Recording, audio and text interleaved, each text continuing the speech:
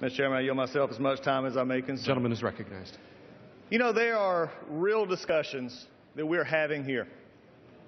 And I understand the passion and the forthrightness with what has been delivered just now and the asking of this motion to recommit.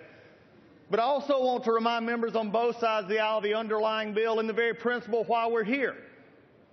The very behind the bill that we're dealing with goes back, even back right now in just a couple of months, there'll be young boys and girls going back to the classrooms, they'll be going back to their schoolrooms, and they'll be going around and they'll be learning about this wonderful place called Washington, D.C. They'll be learning about their founders.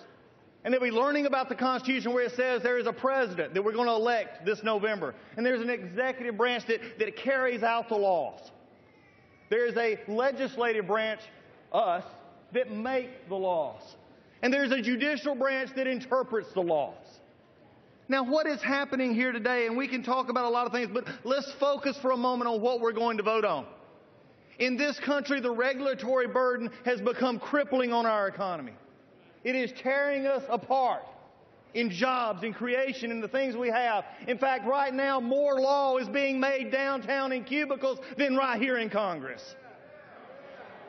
My question for you today is, if you want to be making law from cubicles, then get out from the cubicle, pay your qualifying fee, and run for Congress.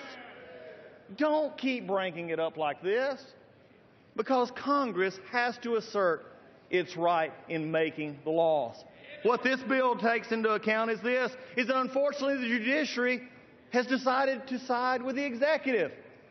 And this doctrine called the Chevron gives deference to the very agencies that make the rules and regulations. So it's very simple here.